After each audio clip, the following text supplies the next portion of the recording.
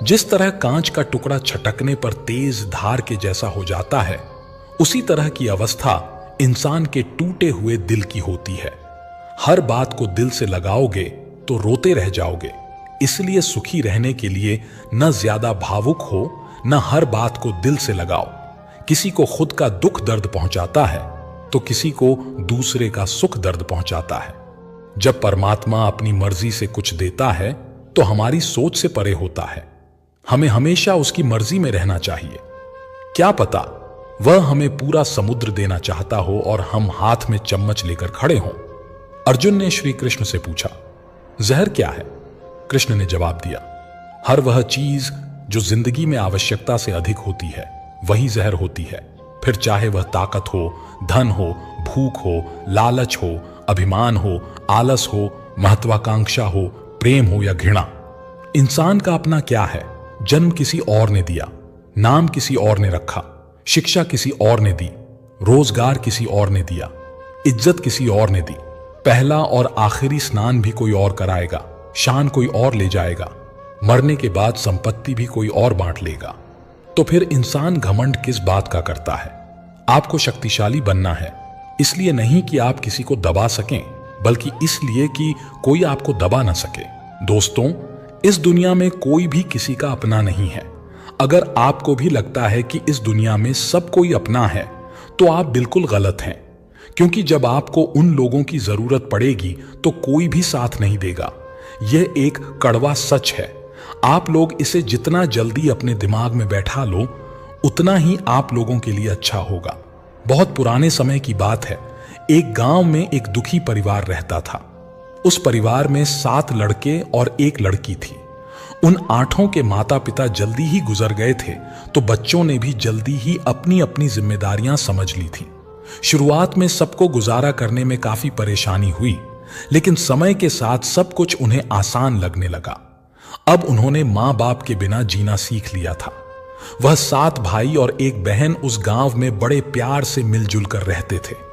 दिन निकलते ही 7 भाई शिकार के लिए निकल जाते और बहन सबके लिए खाना पकाती थी। साथ ही घर के बाकी दूसरे कामकाज भी करती थी। भाई जब जंगल से वापस आते तो बड़े बड़े जानवर और पक्षी आदि मारकर लाते थे। वह 7 भाई जो भी चीज लाते, बहन उसे बड़े चाव से पकाती और सब भोजन करके बड़ी तृप्ति का अनुभव करते। ऐसे ही दिन गुजर रहे थे। एक दिन की बात है, 7 भाई जंगल में शिकार के लिए गए थे। शाम होने वाली थी। बहन सबके लिए खाना बना रही थी। जब वह सब्जी बनाने के लिए सब्जी काट रही थी, तभी चाकू की तेज धार से उसकी एक उंगली कट गई। उस कटी हुई उंगली से खून की धारा बहने लगी। अब बहन ने सोचा, यदि मेरे भाइयों ने मेरी कटी हुई उंगली देख ली तो मेरे भाई बहुत दुखी हो जाएंगे।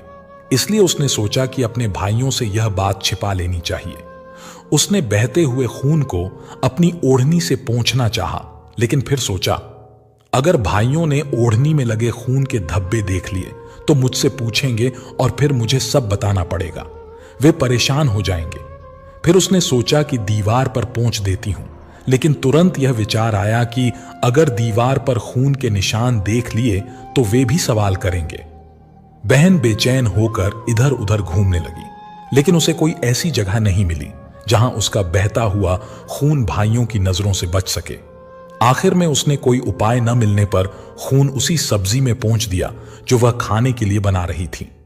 शाम को जब 7 भाई जंगल से वापस आए तो बहन ने उनके लिए खाना परोसा। आज सबको सब्जी बहुत स्वादिष्ट लगी। 7 भाई अपनी अपनी उंगलियां छांटते रह गए और बहन की पाक कला की तारीफ करने लगे। अपनी तारीफ सुनकर बहन भी बहुत खुश हुई। 7 भाई दिन भर के काम करने के कारण थके हुए थे, इसलिए उस दिन जल्दी सो गए। अगली सुबह रोज की तरह वे जंगल चले गए। रास्ते में थोड़ी दूर चलने के बाद उन्हें प्यास लगी। उन्होंने पास की झील का पानी पिया और पास के पेड़ के नीचे बैठकर बातें करने लगे। 7 भाई कल रात की सब्जी की तारीफ करने लगे। वे कहने लगे, इतना स्वादिष्ट खाना तो हमने आज तक नहीं खाया। आज घर चलकर बहन से जरूर पूछेंगे कि उसने ऐसी क्या चीज डाली थी जिससे सब्जी इतनी स्वादिष्ट बनी। शाम को जब वे घर लौटे तो दोबारा बहन की पाक कला की तारीफ करते हुए पूछने लगे, प्यारी बहन, कल रात की सब्जी में तुमने ऐसा क्या मिलाया था? बहन बताना नहीं चाहती थी क्योंकि वह सोच रही थी कि अगर भाइयों को पता चला कि उसकी उंगली कट गई है तो वे दुखी हो जाएंगे। इसलिए उसने कहा, कुछ नहीं बड़े भैया, जैसा रोज बनाती हूं वैसा ही बनाया था। बड़ा भाई कहने लगा, प्यारी बहन, तुम्हें आज बताना ही पड़ेगा। मैं जानना चाहता हूं कि तुमने इतनी स्वादिष्ट सब्जी कैसे बनाई। बड़ा भाई आगे कहता है, तुम्हें मेरी सौगंध है, तुम्हें सच बताना ही पड़ेगा। बड़े भाई का सब सम्मान करते थे, इसलिए बहन को भी सच बोलना पड़ा। उसने धीरे धीरे सारी बात बताते हुए कहा, भैया मेरी उंगली कट गई थी तो बस थोड़ा सा खून सब्जी में मिल गया था। मैंने सोचा कि आप लोगों को पता चलेगा तो आप सब दुखी हो जाएंगे, इसलिए मैंने खून को सब्जी में मिला दिया। यह सुनकर 6 भाइयों ने मन में सोचा, इसके खून की चंद बूंदें इतनी स्वादिष्ट हैं तो इसका मांस कितना स्वादिष्ट होगा। रात के खाने के बाद 7 भाई सोने चले गए। सोने के दौरान सभी भाइयों में इस बात की चर्चा छिड़ गई। बड़ा भाई कहने लगा, अरे भाइयों, खून की कुछ बूंदें इतनी स्वादिष्ट हैं तो सोचो इसके शरीर का मांस कितना स्वादिष्ट होगा। सबने बड़े भाई की हां में हां मिलाई, लेकिन छोटे भाई को यह बात बिल्कुल गलत लगी। उसने बड़े भाई का मान रखते हुए कुछ नहीं कहा। अगले दिन जब 7 भाई शिकार के लिए गए तब उन्होंने योजना बनाई कि बहन को मारकर उसका मांस बनाएंगे और खाएंगे। उनका मानना था कि बहन का मांस बहुत स्वादिष्ट होगा। 7वें भाई को अपने बड़े भाइयों की यह योजना अच्छी नहीं लगी।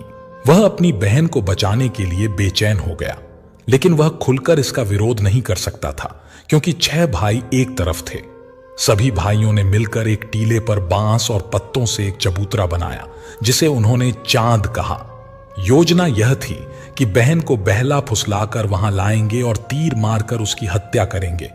इसके बाद वे उसका मांस खाएंगे। अगले दिन बड़े भाई ने अपनी बहन से कहा, मेरी प्यारी बहन, अब तुम बड़ी हो गई हो और शादी के लायक हो गई हो। हमने तुम्हारे लिए एक सुंदर वर की तलाश की है। आज हम उसे देखने और उसका घर देखने जाएंगे, इसलिए तुम भी हमारे साथ चलो। शादी की बात सुनकर बहन बहुत खुश हुई। वह तुरंत तैयार होकर भाइयों के साथ चल दी।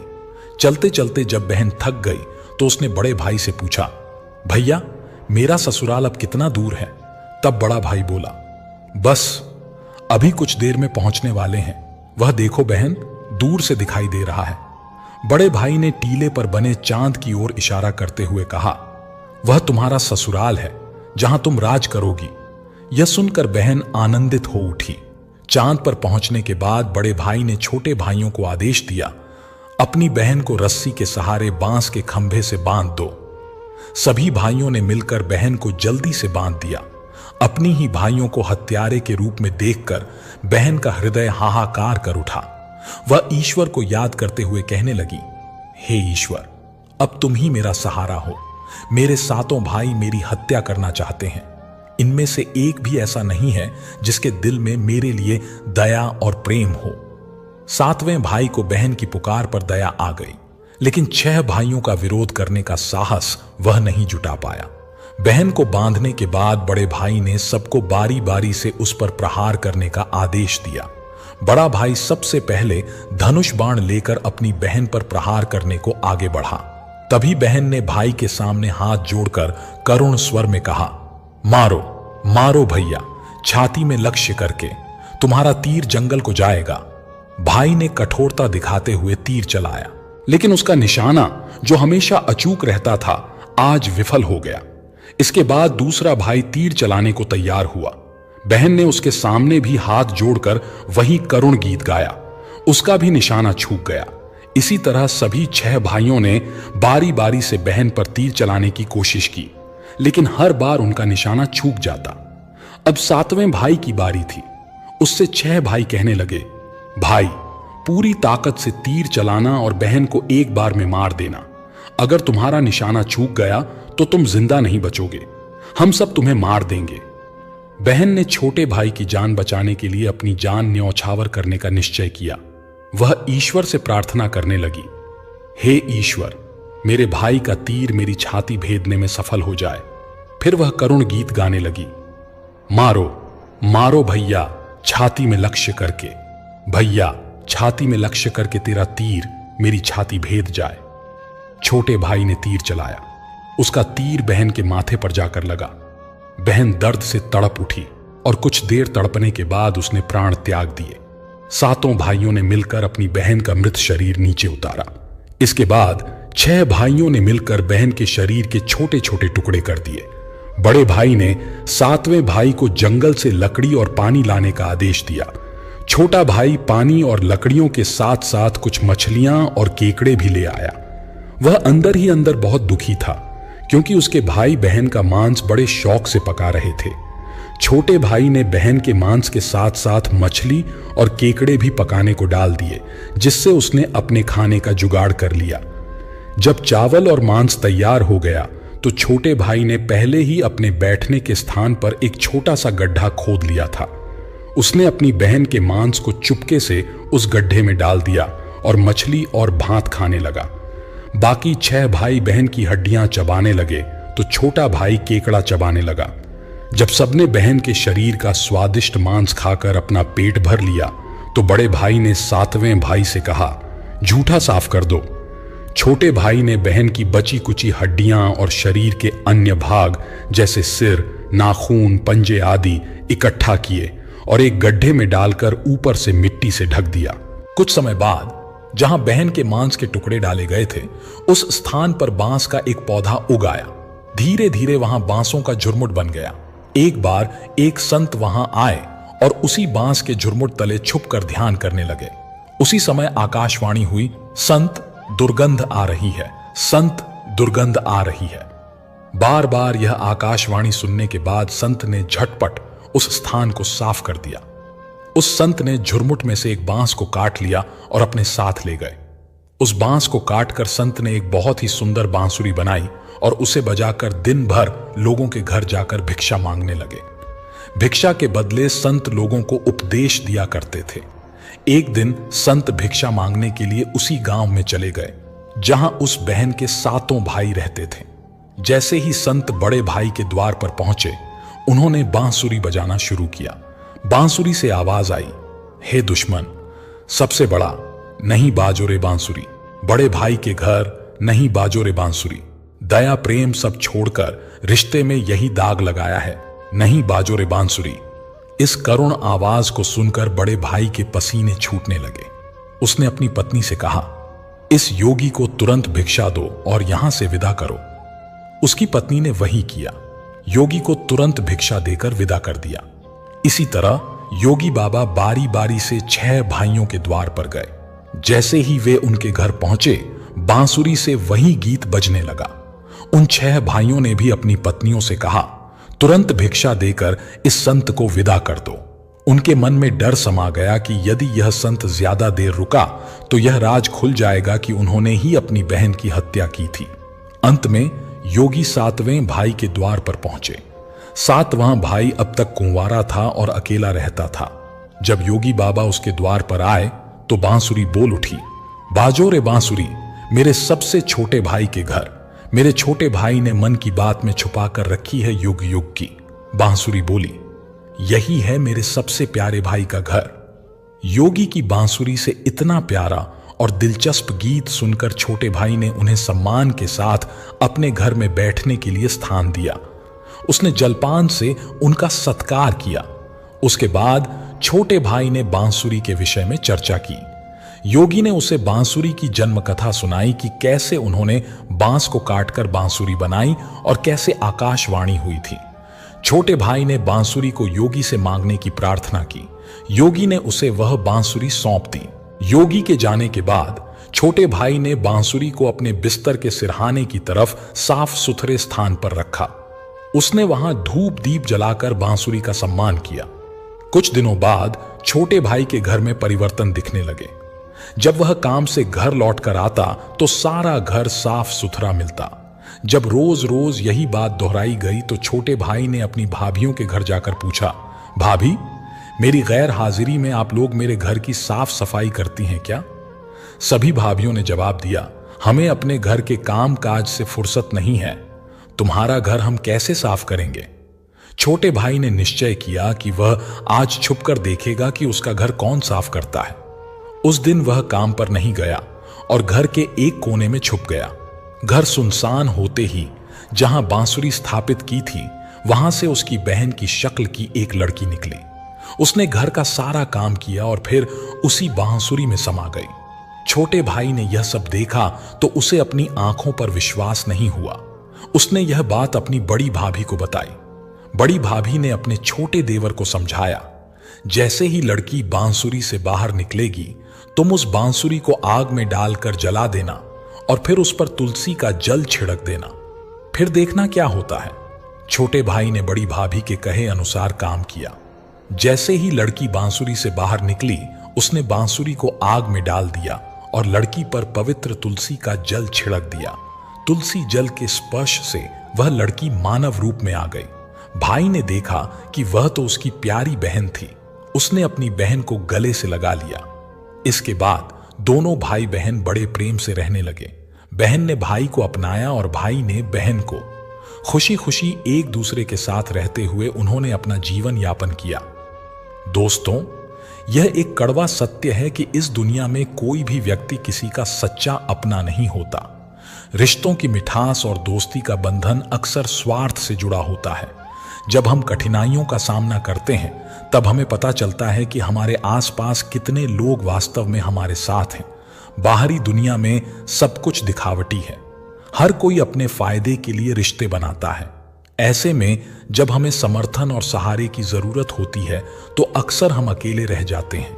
यह समझना जरूरी है कि असली अपनापन उस समय ही प्रकट होता है जब बिना किसी स्वार्थ के कोई हमारी मदद करता है।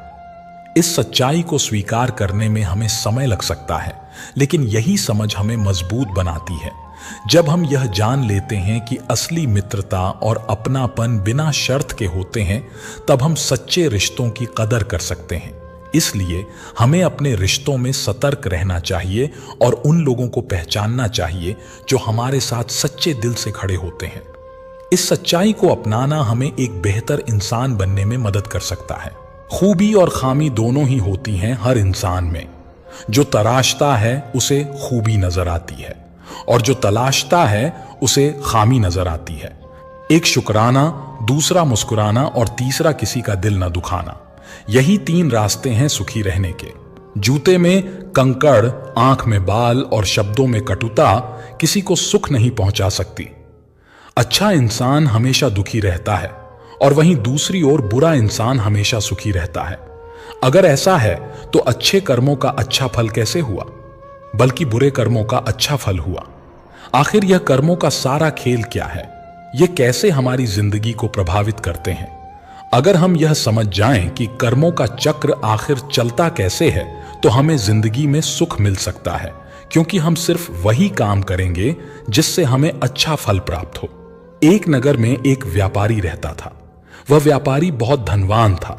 अपने नगर के बड़े बड़े व्यापारियों में उसका नाम लिया जाता था। अपने नगर में भी उसका बहुत नाम था। धीरे धीरे समय बीतता गया। फिर एक दिन उसके घर एक पुत्र का जन्म हुआ। उस पुत्र के जन्म पर वह व्यापारी बहुत खुश हुआ। उसने अपने पुत्र का नाम चंदन रख दिया। व्यापारी ने सोचा कि अब उसका पुत्र बड़ा होकर उसके कारोबार को संभालेगा और वह नगर का सबसे बड़ा व्यापारी बन जाएगा। उस व्यापारी ने अपने पुत्र का अच्छे से पालन पोषण किया और उसे अच्छी शिक्षा दिलवाई। समय के साथ चंदन 22 वर्ष का हो गया। चंदन बड़ा होकर अपने पिता के व्यवसाय में मदद करने लगा। पिता अपने पुत्र को काम में सहायता करते देखकर बहुत प्रसन्न होते। फिर व्यापारी ने अपने पुत्र चंदन का विवाह एक सुंदर युवती के साथ करवा दिया, जिसका नाम रंभा था। चंदन विवाह के बाद अपने पिता के साथ व्यवसाय में हाथ बंटाने लगा। कुछ दिनों तक तो सब ठीक चला, लेकिन फिर अचानक चंदन के व्यवहार में परिवर्तन आने लगा। वह दिन भर अपने दोस्तों के साथ घूमने लगा। धीरे धीरे चंदन को जुआ खेलने की बुरी आदत लग गई। अब वह ना तो घर आता, ना ही अपने पिता के व्यवसाय में मदद करता। समय बीतने के साथ चंदन के पिता बूढ़े हो गए। उनकी सेहत बिगड़ने लगी और व्यापार की देखभाल कम हो पाई। इधर चंदन का जुआ खेलने का सिलसिला जारी था। व्यापार में धीरे धीरे घाटा होने लगा। चंदन के पिता ने उसे बहुत समझाया, बेटा, मैंने मेहनत से यह व्यापार खड़ा किया है। अगर तुम इसे नहीं संभालोगे तो एक दिन सब नष्ट हो जाएगा।